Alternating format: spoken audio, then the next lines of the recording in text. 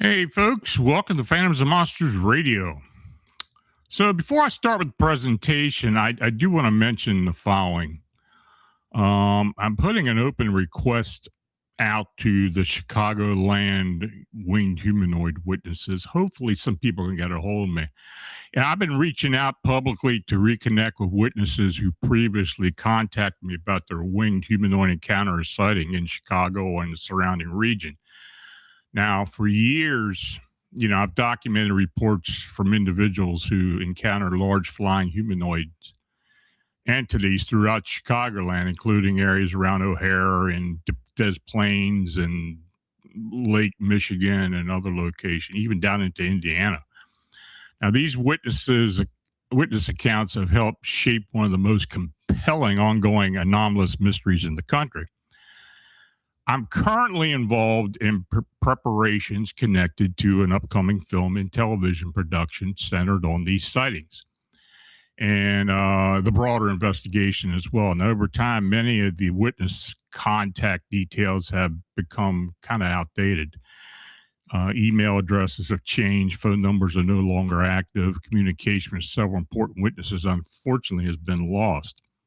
And I'm in the process of trying to take care of that. So if you previously shared your sighting report with me, or you have a new sighting, I greatly appreciate you hearing from you. And if you know someone who has reported such an encounter, please pass this message along. I'm especially interested in reconnecting with the original witnesses whose cases helped establish the scope and seriousness of the Chicagoland winged humanoid wave. Now, any renewed contact will be handled respectively and privately. Speaking with me again does not commit you to a public appearance or media participation. It simply gives us an opportunity to reconnect, review your account, and discuss whether you may wish to be involved with the next phase of the investigation. If you are one of those witnesses, please contact me directly through Phantoms and Monsters or send me a private message. When writing, please include the approximate date, location, circumstances of your sighting so I can match the message to my records. Thank you and to everyone who's trusted me with these experiences. Your testimony has mattered from the beginning, and it matters now. So please contact me if you can. So for tonight, in some states, the unexplained seems to settle into the land itself. Not just one town or one haunted road, but across cemeteries, backwoods, farms, creeks, caverns, and forgotten stretches of highway where witnesses are left with the same realization. They saw something that should not exist. So tonight we travel to Indiana, where the accounts are not only strange but deeply unsettling. Towering winged humanoids, grave disturbing beasts, black clad intruders, horned sentinels, lizard like entities, and impossible roadside creatures all emerge from the same landscape, separated by time but bound by the same undercurrent of dread. Now, what makes these reports especially compelling is that they do not point to one neat explanation. Instead, they suggest a region where multiple forms of high strangeness continue to surface, sometimes as fleeting encounters, sometimes as lifelong trauma, and sometimes as events that just seem to be tied to the land itself. Some witnesses describe overwhelming fear, others describe intelligence, intention, and even pursuit. But in every case, the memory remained vivid because whatever was encountered was real enough to leave a mark. So tonight's presentation is a journey through some of the most bizarre and disturbing Indiana reports that I've received. And by the end, you may find yourself asking whether these are isolated incidents or fragments of much larger hidden patterns. And folks, if you do enjoy the state reports, just let me know about it. I know some people enjoyed the last one, so I figured I'd do Indiana this time since we do get a lot of reports out of Indiana. And I can go to other states as well, but let me know if that's what you want. Anyway, the strangest encounters often begin in the quietest moments when the world's still, the house is dark, and no reason at all for a child to leave the safety of bed. But in the summer of 1996, in Wanata, Indiana, one young witness was pulled from sleep by a feeling so powerful, so urgent, that he stepped outside and walked straight towards something waiting in the darkness. What he saw near the fence line was not human, not animal, and not something he would ever forget. Standing upright in the night was a towering winged figure with a muscular chest, folded wings along its back, and a vivid red slit-like eyes that burned through the dark. Then, with a violent rush of air and a loud whooshing ascent, the being launched skyward and vanished. And for the witness, the terror did not end there, because what happened later would only deepen the sense that this encounter may have been tied to something ominous still unfolding around that property. So the witness, Earl, was 12 years old this summer 1996, living with his family on South Haskell Road in Wanata, Indiana. He had been asleep in a back bedroom when, early in the morning hours, he suddenly awakened by an intense sensation. He became convinced that he had left something of great importance outside of the house. Now, the feeling was so strong that he got out of bed and walked onto the front porch. From there, he began moving toward a 7-foot-tall fence located roughly 30 feet from the side of the house. And at that moment, he noticed a dark, upright figure standing near the fence line. The being appeared to be between 7 and 8 foot tall. It had a humanoid form, dark coloration, and stood fully erect or upright. Its eyes were described as long vertical slits that projected a vivid red light. And as Earl moved closer, he began to grasp the entity's size and abruptly froze in place. He observed what appeared to be large wings folded along its back, though he never saw them extend. He also noted well-defined musculature across the creature's chest. Now, while facing the entity, he heard 3 repeated bumping sounds. Without warning, the figure ascended rapidly into the air. Now, Earl described a loud whooshing sound as it lifted upward and disappeared into the darkness. He immediately ran back into the house and watched from the inside, fearing the entity might approach the porch. But nothing else occurred that night. But not long afterward, the house on South Haskell Road burned to the ground. Now, Earl initially didn't connect the fire to the encounter, but later reflected on the long-standing association of winged humanoid sightings with misfortune or ominous events. Now, in subsequent conversations, Earl shared additional details. A neighbor had reportedly seen strange beings in the wooded area behind the property. And according to the neighbor, fox traps had been torn open and animals removed. Now, after the fire, Earl continued to hunt squirrels in the same woods. On at least 2 occasions, he left the harvested game secured while he continued hunting, only to return to find the squirrels had been taken. Each time he noticed branches and bushes moving nearby as though something had just vacated the area.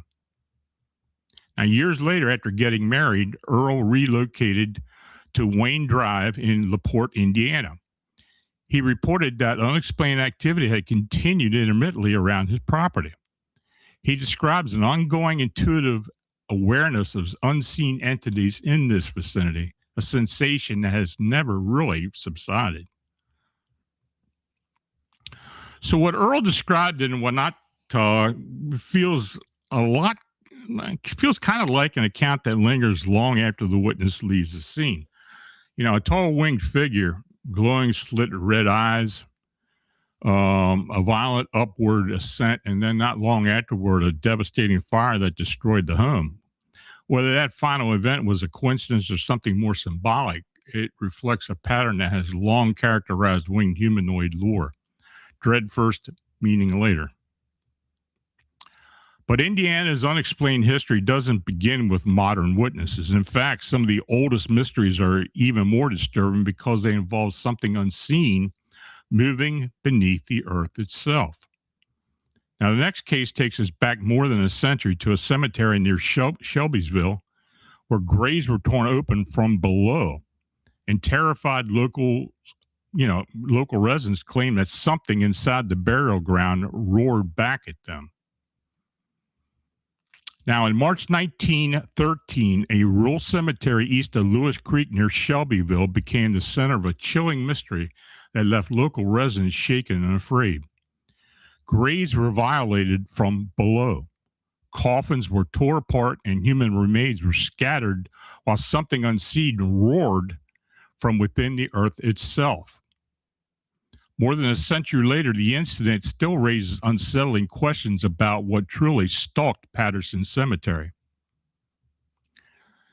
Now, this is a newspaper account from March 21st, 1913, Shelbyville, Indiana.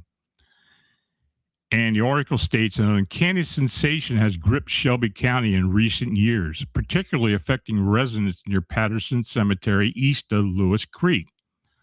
Some unknown creature or entity is desecrating graves in the cemetery, and those who have investigated the situation have been unable to solve the mystery. The creature burrows into the graves, tearing apart coffins and scattering bits of broken wood, spinal columns, arms, legs, bones on the surface. It roars like a lion when intruders venture too close to the scene of its activity. Now, initially, it was believed that woodchucks were responsible for the disturbances, but this theory has been dismissed as no such animals have been seen in the cemetery. Now, the situation was first discovered by women who visited the cemetery to tend to their relatives' graves. They noticed a large hole in one of the graves, and as they began to investigate, a roar erupted from within the grave, prompting them to flee the cemetery in terror. And they haven't returned since. Local men then approached the cemetery armed with picks, shovels, and guns. They found bones and coffin fragments scattered across the graveyard. Upon digging into several disturbed graves, they confirmed that these graves had been used as shelters by some creature, but they could not identify the species. The men continued their investigation with determination until they reached a grave where it was suspected the creature might still be at work. There, the men lost their nerve, and several admitted to being just as frightened as the women. The effort to unravel the mystery continues, but the creature remains elusive and as active as ever. Now, I tried to find uh, any any reference to this, and if there were any resolutions to it as well. And I couldn't find a thing. So if anybody does hear anything, please let me know about it. That this 1913 cemetery case is disturbing not only because of the desecration, but because of the atmosphere surrounding it. Fear spread quickly, explanations failed, and even armed men lost their nerve when they got too close. It's one of those Indiana incidents where the physical evidence was real enough, yet the source remained completely beyond reach. And that same tension appears again in a much more modern Shelbyville account, though this time the mystery is not hidden underground. Instead, it arrives in black vehicles with men in dark overalls. Failed cell signals and a neighbor's report involved two glowing child-sized beings in a field. If either case hinted at something inhuman beyond understanding, this next one suggests that someone may already have known far more than they were willing to admit. So the witness contacted me and stated, "My son and I need answers. We live in separate houses near Shelbyville, Indiana. On Saturday, July 28th, 2012, at approximately 10:45 p.m., I received a call from my son. He was very shaken and upset, saying that men were searching the field behind his house and asking if I could come over.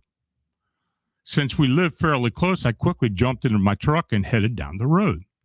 And when I arrived at his house, two black Land Rovers were blocking the driveway. So I had to park in the front yard. As soon as I got out of my truck, a tall man dressed in black coveralls approached me and asked who I was and what I was doing there.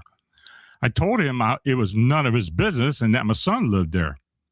He was wearing unusual sunglasses that had a greenish glare in the lens, even though it was nighttime. He suddenly backed off and walked toward the back of the house. I followed him to the backyard where my son and daughter-in-law were standing on the patio. The man asked if he should call the police since they wouldn't talk to him. I told him to go ahead because these men were on his property without permission. Now, as soon as I mentioned police, the men all ran to their vehicles.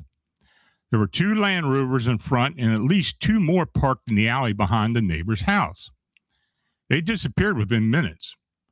I noticed that one of the Land Rovers had a red license plate with 5 digits. That's all I could see. I tried to call the police, but my cell phone lost its signal, which was unusual. My son's cell phone also failed to connect. Now, my son walked over to the neighbor's house to use their phone, but no one was home. We decided to go back inside the house and sit at the dining room table, trying to figure out why these men had been there. Then my daughter-in-law suggested it might be connected to the UFO report the neighbor had made a week before. No sooner had she said that than a car horn started blaring outside. We ran out the front door and saw my wife running towards me in a panic. She explained that men dressed in black were searching our barn at home. I quickly got in my truck and sped home, but when I arrived, no one was around. I sat in my truck, bewildered what was going on. Just then, my cell phone rang. Our service was working again. It was my son who explained that the neighbor had filed a UFO report after being scared by what they described as 2 3-foot-tall glowing boys walking in the field behind their house. My son doesn't believe in UFOs or aliens, so he just brushed it off. So do you think the men in the Land Rovers were looking for evidence? I searched the internet and found your site. I read some of the reports that others have sent you. Please keep my name and information private. I feel the need to investigate this further since these men were sneaking around my property. Please contact me at your earliest convenience. Well, I did contact the witness as soon as I received the email, and this is not the first time I've heard of men in black coveralls. It doesn't fit the profile, at least of one private aerospace group, which is Bigelow Aerospace, at the time that was involved in investigating citizen sightings. Of course, they no longer do that. They were actually taking reports Bigelow was actually taking reports coming into MUFON. And they were given to Bigelow, and they were actually going out and checking.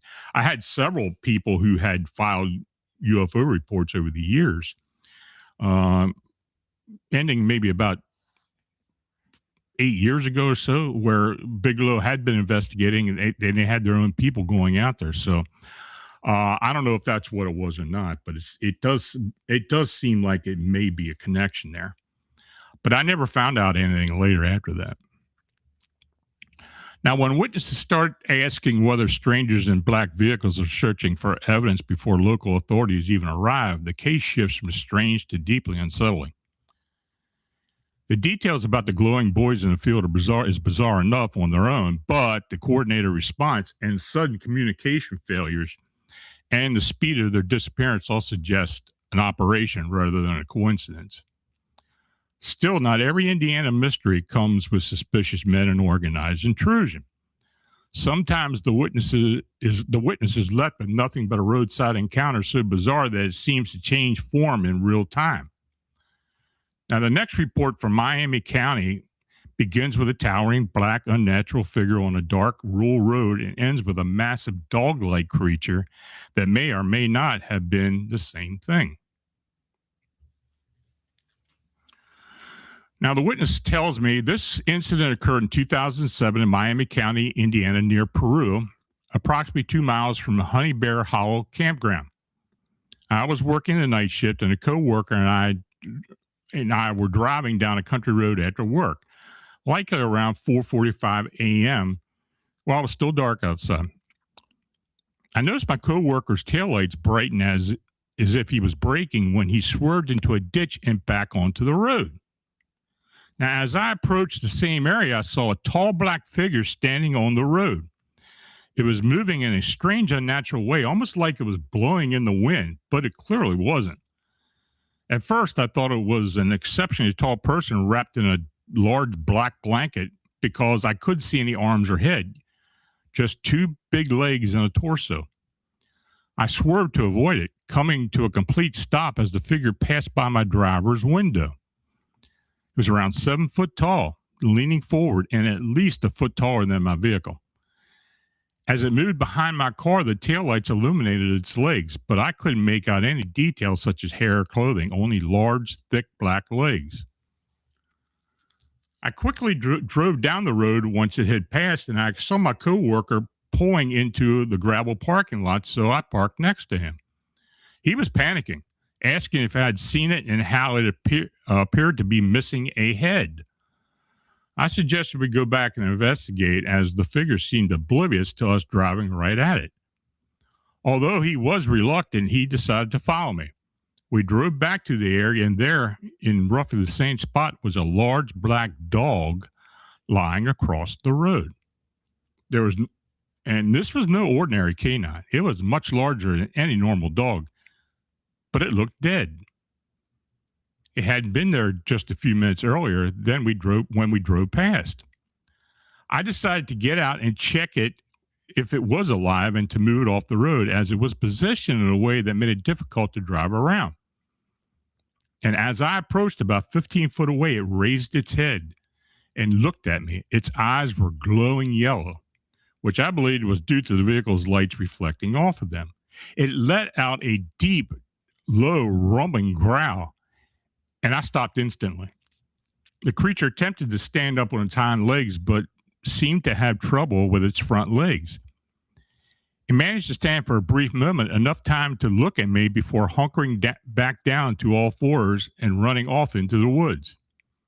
Now, there was a tall fence nearby, and I was unsure how it managed to disappear, as it would have had to go over, under, or through the fence, or perhaps it just vanished. I also noticed that its front legs didn't seem to be in use while it ran off. Now, after this encounter, something strange happened again. My coworker got out of his car after the dog creature ran off and approached me to say, "What the heck was that?" While we talked, I noticed a mouse standing between us, also on its hind legs, as if it were washing its face. I nudged it I nudged it with my shoe, and it didn't seem to care about our presence at all. It just continued cleaning itself, much like the first figure we saw.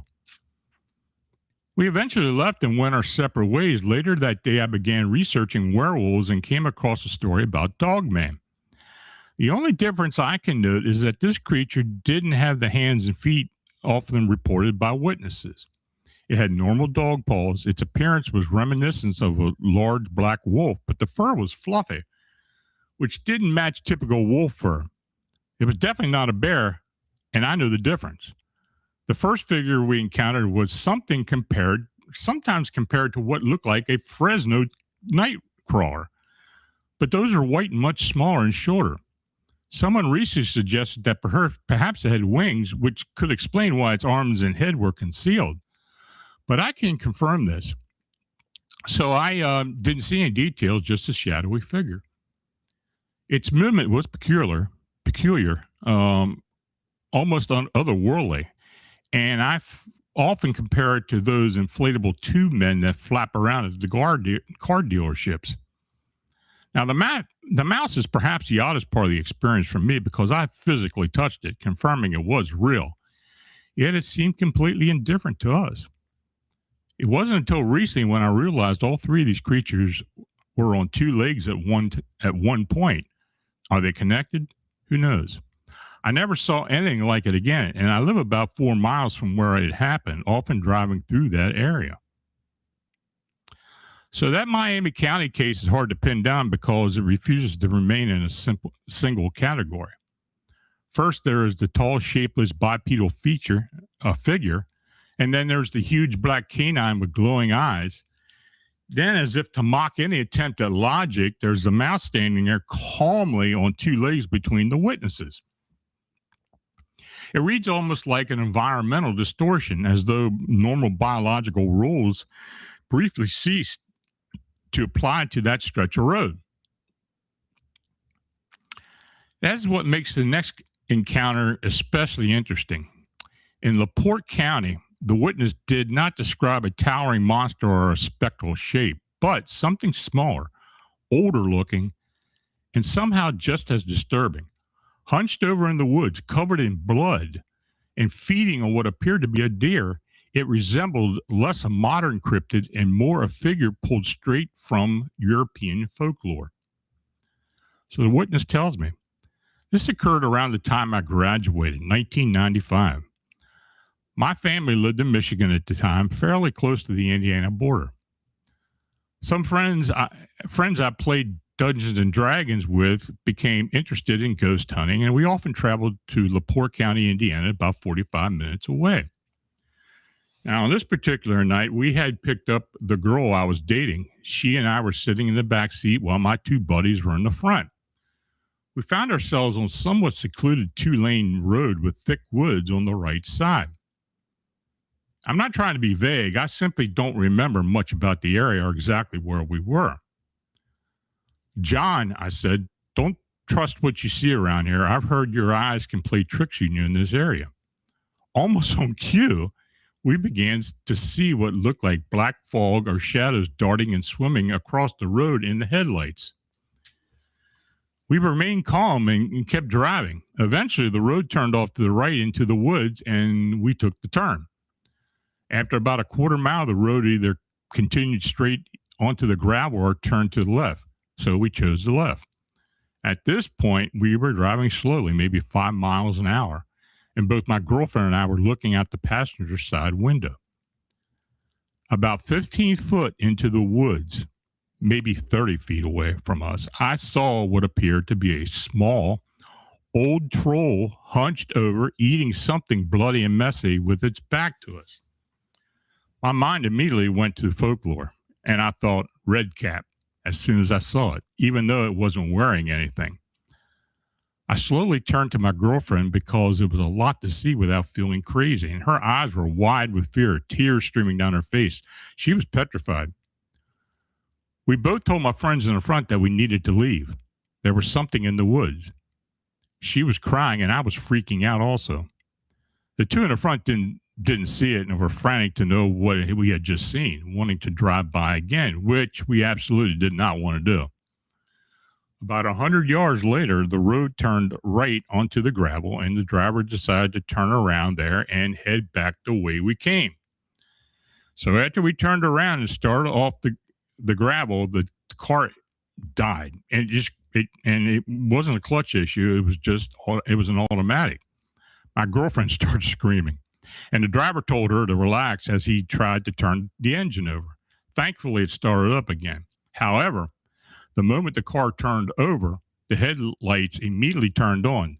Mind you, it was pitch black outside. There was no street lights. It was heavily wooded area, and we hadn't seen another car in ages. We were just facing the spot where this car appeared while trying to turn around. At this point, we all agreed that we were in a place we shouldn't be and needed to leave. We drove back past the spot where we had seen the small old troll, and there was nothing there now. No troll, no deer, which I believe it had been eating. We reached the area that branched off to the gravel road when we first entered this location, and as we approached it, a set of headlights turned on from the gravel road, followed by others. Inside the car, the four of us were freaking out, convinced we had stumbled into some weird occult activity we didn't want any part of, and all we wanted was to go home. We drove back out to the main 2-lane road that led us there, and the other cars went their separate ways eventually. That's been over 20 years ago, and I still get chills thinking about it. The image of that little gnarly troll hunched over eating the deer is as vivid as it ever was. A lot of strange things happened when I lived in the Bridgman, Michigan area. This was the most extreme, but I had about 20 years worth of unexplained experiences to cram into 2 years that I lived there. To describe the red cap further, from what I remember, it was naked, maybe 3.5 foot tall if it stood upright, and very stocky. It was squatted low, its bottom almost to the ground where it ate, and it was somewhat hairy on its shoulder and back. Blood covered its hands and forearms, and it was holding what looked like a leg of a deer, with the mess of the rest of it at its feet. I had about 3/4 view of it, mostly its back, and I didn't get a good look at its face, though it glanced over its shoulder at us nonchalantly as we drove by. I just remember it looked old and menacing, like a furious little 70-year-old man, unnerving to say the least. Some reports are disturbing because of their size. Others are disturbed because familiarity has been twisted into something wrong. That LaPorte County encounter carries that folkloric edge. That sense that the witness did not simply see an animal in the woods, but something ancient, intelligent, and predatory. The way it casually glanced back while feeding only deepens that impression. But Indiana's unexplained landscape is not limited to forest and back roads. Some of its strangest reports come from beneath the surface, in places where rock, darkness, and isolation already work against the senses. The next witness was touring a cavern in Harrison County when she noticed a bright yellow eye beneath an overhang and then watched a small lizard-like humanoid emerge from the stone. So in May 2015, I received a voicemail from a woman in Muncie, Indiana. She and a companion witnessed a frightening, unexplained lizard-like humanoid while touring a cavern in Harrison County, Indiana. Now, I conducted 2 interviews with the witness, whom I'll refer to as Gigi. Now, Gigi is Dominican national, and her English is fair. This made it somewhat challenging to gather information. So I just listed the details, and this is what she told me. The date and time was Tuesday, August 26, 2014 at 2:30 p.m. during a tour of the Squire Boone Caverns in southern Indiana. The witness and her friend were part of a group from Muncie, Indiana. The cavern tour was an itinerary highlight after spending the previous day shopping and touring in Louisville, Kentucky. Now, during the tour, they reached an area with several small underground waterfalls. There were some large flat rocks on the right side of the waterfall, including a few overhangs. Gigi noticed that appeared to be a bright yellow eye shining from beneath one of the overhangs, which gave her chills. Her friend asked what she was looking at, so she pointed toward the rocks, and her friend saw the same eye looking back at them. They stood there for about 5 minutes watching the eye as it appeared and disappeared. The pair was about 30 foot from the rock, and although there was some movement, it was hard to see in the dim light. Now, when the tour began to move on, Gigi looked back at the eye and saw something exit from underneath the overhang. She paused to watch it crawl onto the exposed rock and then stood on its back legs.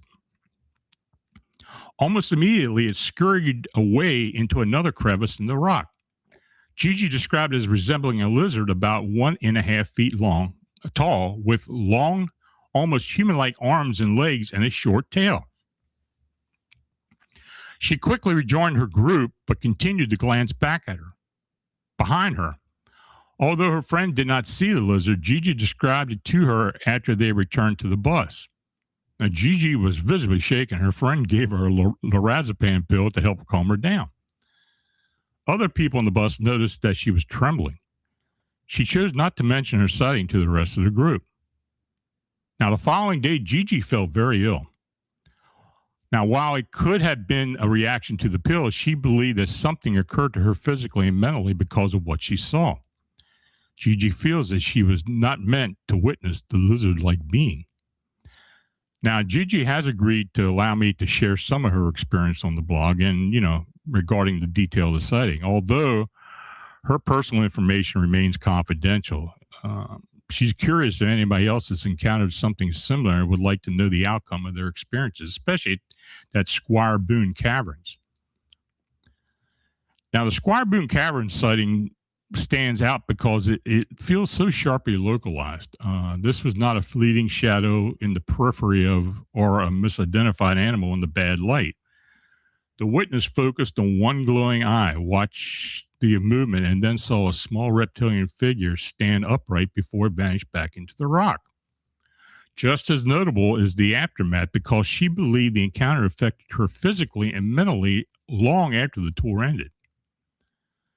Now, that idea that certain places may hold presences tied to the land itself leads directly into the next case. Near Sugarloaf Mound, a witness and his friend described a massive black horned figure standing in a haunted yard, radiating hostility without making a sound. In this account, the question is not merely what was seen, but whether it was guarding something or summoned by something already rooted there. So the witness tells me this happened back in 2011. The people on the account are me, my ex-girlfriend, whom I will call Penny, and a friend who I will call Kyle. These aren't their real names. I just don't feel comfortable sharing them online. Now, my mother asked us to pick up her cat from the vet around 4 or 5 p.m. It was winter in Indiana, and it was getting dark around that time. It was already a bit of a drive to and from the vet because my mother lived out in the country, and the vet was in town. At any rate, we went to pick up the cat without issue, and after we dropped it off, Penny, Kyle, and I were going to see a movie. We get back to my mother's house, and the sun is already set for the most part, and it's quite cold. Kyle helped me carry the cat inside while Penny kept the car running to keep the heater going. Kyle liked talking to my mother and wanted to see her before we headed back out to the movie. We were walking up to the house when both Kyle and I stopped because we got a weird feeling at the same time. We figured out later that we were talking about it. The house is in the front of us, and my mother's yard is behind us. It was a big farmhouse, so it had a sprawling front yard. We both stood still, frozen in the spot by this weird feeling, and I looked first and saw something standing behind us in the yard. Then Kyle looked too. The thing had to have been well over 6'3" because that's how tall Kyle is, and it was bigger than him. It had a hulking shape with more mass on top than on the bottom, like a hunchback. That just tapered off into the shadows, so I don't know if it had legs or what might have looked like. The whole thing was pitch black, even in the dark. It had no eyes, no discernible facial features, but I could tell it was huge and very angry. There was just a feeling I got from it that it was mad at us while we were there, and I could tell it was staring right at us. Now, the only discernible feature about it were it had horns, massive horns, like antlers sticking up from its head.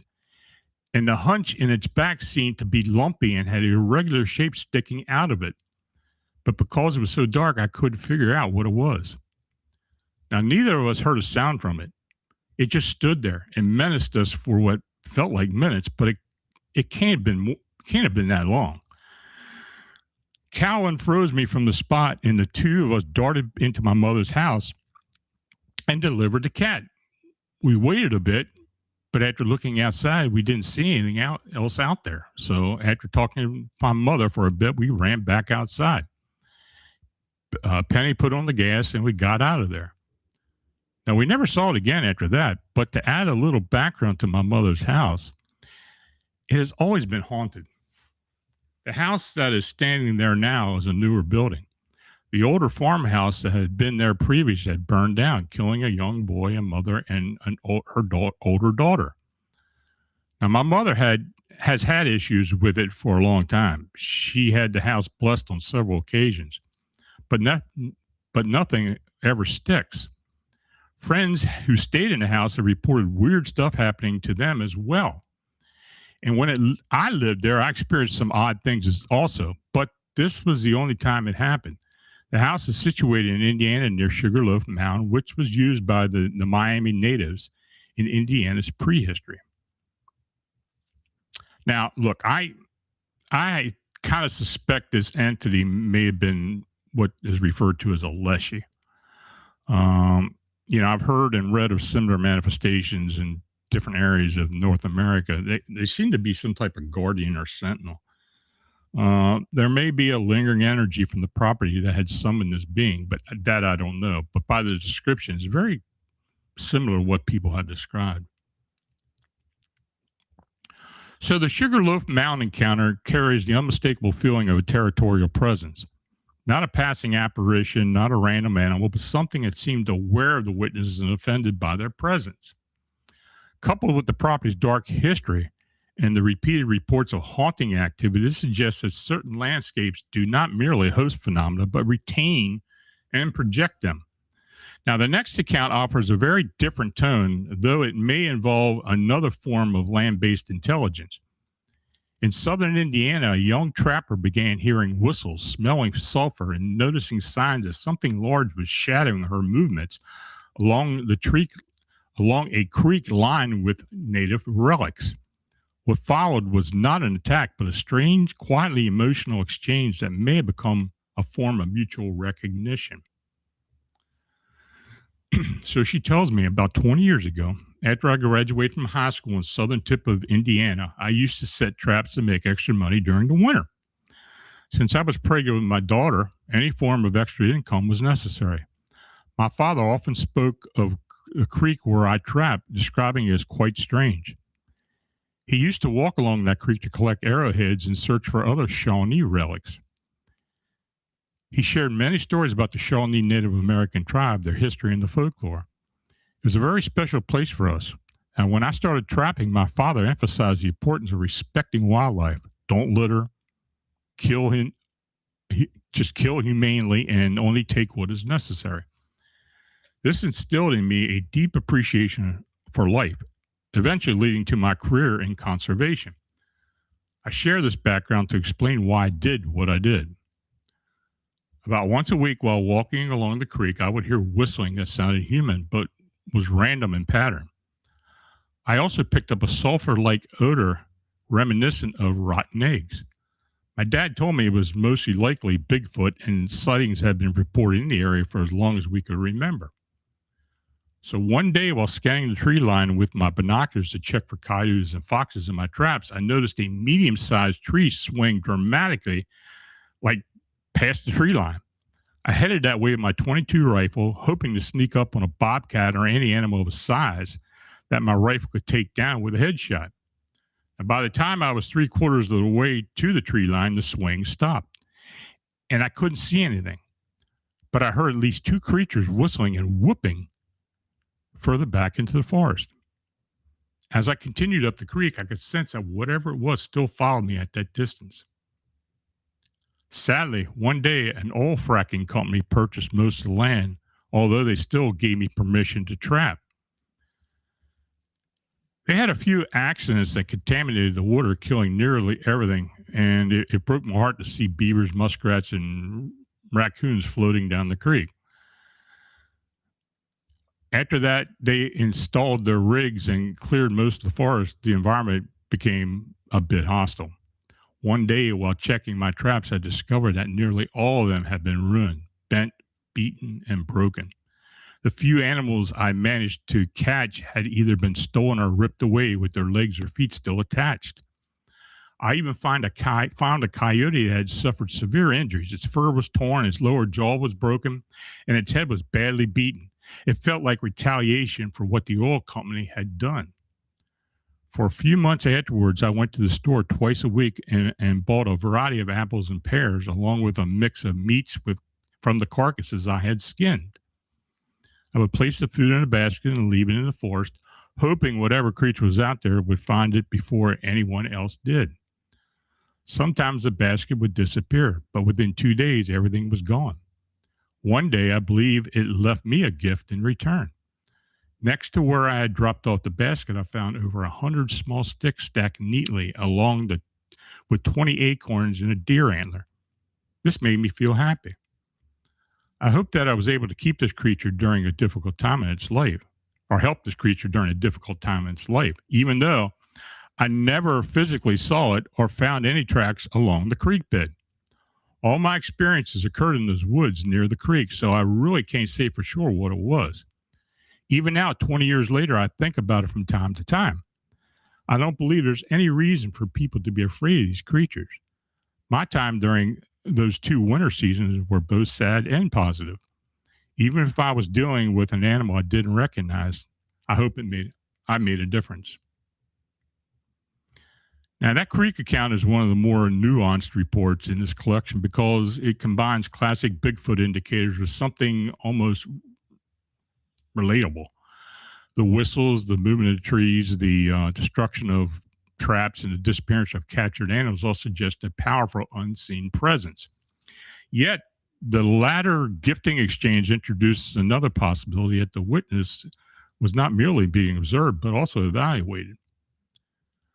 And from there, we move into one of the most intense and disturbing Indiana winged humanoid reports on record. This final case predates the modern wave and centers on a child in Rolling Prairie who awoke to find a tall winged being inside the family trailer. What followed was not simply a sighting, but an alleged abduction witnessed at least in part by multiple family members. Now, on the night of October 27th, 1969, a young child in rural Indiana had an encounter that would shape the rest of his life. What began as strange sounds and a foul odor inside the family's trailer escalated into reported abduction by a winged humanoid. Now, this account is significant because it predates the modern wave of winged humanoid sightings and was corroborated by multiple family members. I received a telephone call from the eyewitness, F.H., who later publicly divided himself as Floyd Hancock, and he insisted that I use his name in the account. He described a harrowing event that occurred in Rolling Prairie when he was a young child living with his family on this rural property.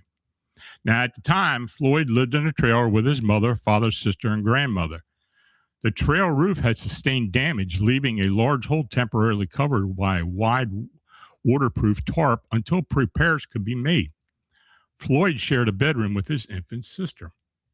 Late that night, Floyd was awakened by an unusual noise accompanied by a strong, disagreeable odor. And as he turned towards his sister's crib, he saw a tall, winged humanoid leaning over her. The being slowly turned its head and locked eyes with him.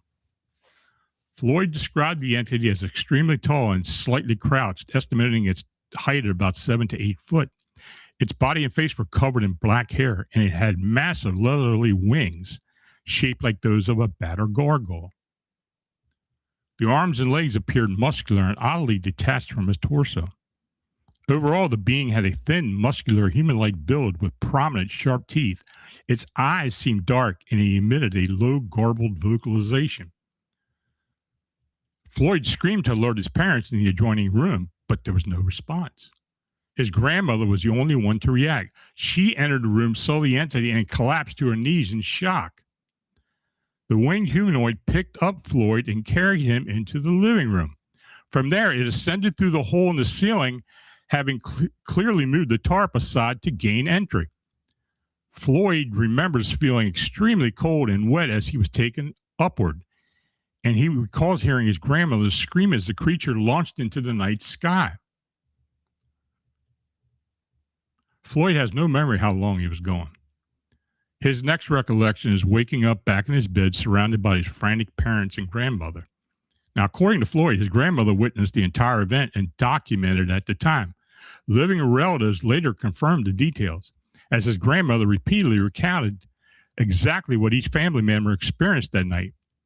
She passed away in 1985. Floyd stated that his parents appeared to wake up only after the abduction had ended. He believed that they were placed in a hypnotic or suppressed state until the entity had left with him. Now, several minutes later, the family heard scratching noises followed by a heavy thud on the roof. Floyd's father immediately climbed on the roof and found Floyd lying unconscious. They brought him inside, dried him off, and placed him back in bed.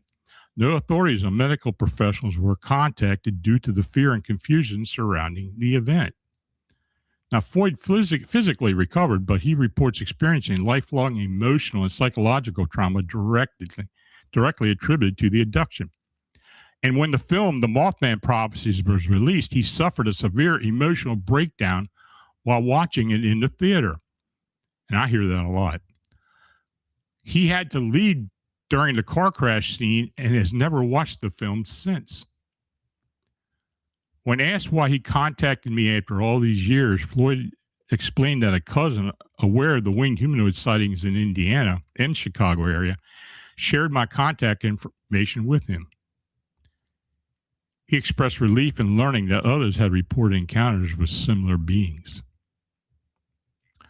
Now, taken together, these Indiana cases do not present a single phenomenon. They present a landscape of recurring impossibilities. Winged humanoids, graveyard disturbances, men in black, glowing child-sized figures, horned sentinels, reptilian humanoids, red cap-like predators, and possibly Sasquatch interaction all emerged from the same state across different decades under very different circumstances. And yet there is a connective thread. These reports repeatedly point to places, to certain roads, burial grounds, caves, creeks, fields, and homes where reality seems thinner. And the witness testimony takes on the same charged quality. Indiana may not be discussed as often as other paranormal hotspots, but based on these accounts, it deserves to be. Now, when you examine these Indiana encounters together, the first thing you notice is the variety.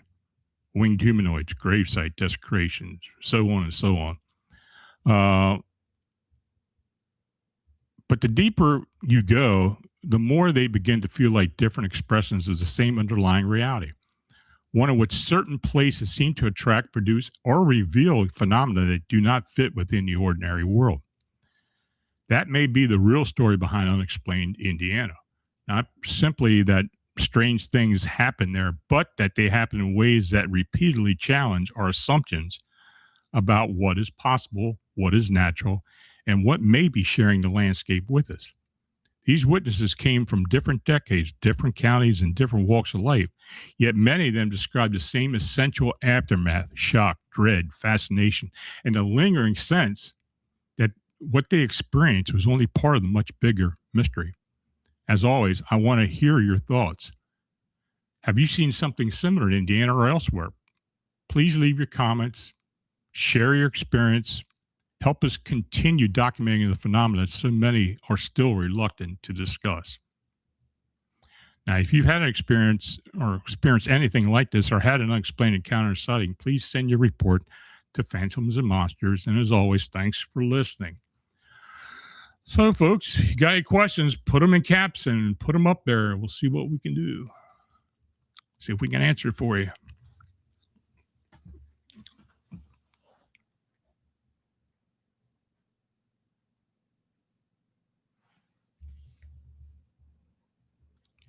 Got a good crowd tonight.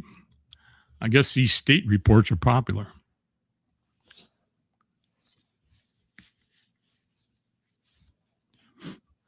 Okay, dagnammit. I don't want to sound gross, but when you are in fear in the woods, the ND-no-chrome gene kicks in inside your body and makes your skin and meat taste much sweeter for wildlife to consume. Well, I had never heard that before. That's an interesting quote. Maybe there's something to that, though. That is interesting.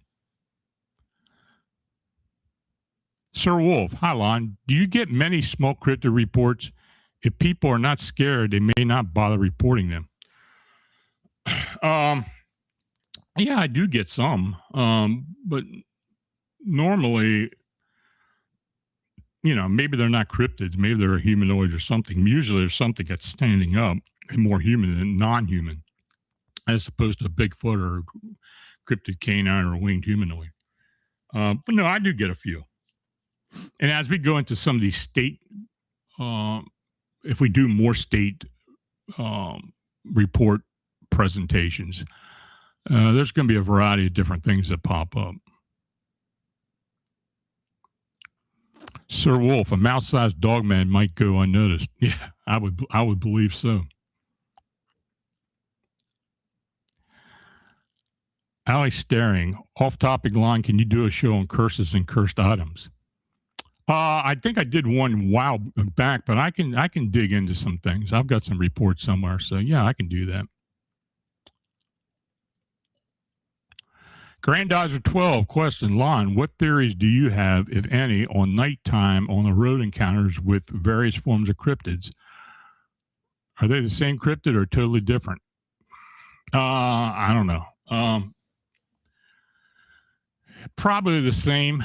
I mean, if you get reports as many as I do, they kind of blend in together. So they're normally describing something very similar. But hell, you never know. I mean, something might show up that I've never even heard about. And that's when you get paranormal gold. So, but occasionally something pops up. Grandizer 12, Lon Strickler, big fan. What are your theories on so many roadside nighttime encounters? Easy human prey, victims of the cryptid, other theories. I guess it's just being in the right place at the right time. And of course, it being night, I guess they feel more safe being out there in the dark as opposed to in broad daylight. Sure, you're going to get much more happen during the nighttime. That's just natural.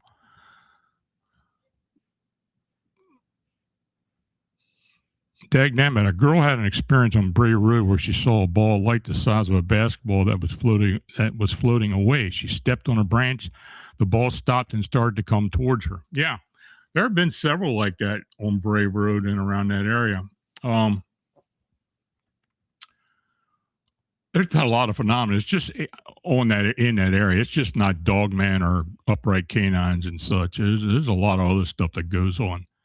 There are apparitions, and also there seem to be manifesting type of possible ultra-terrestrials that have been seen over the years as well. There's a bunch of stories that have come out of it over time.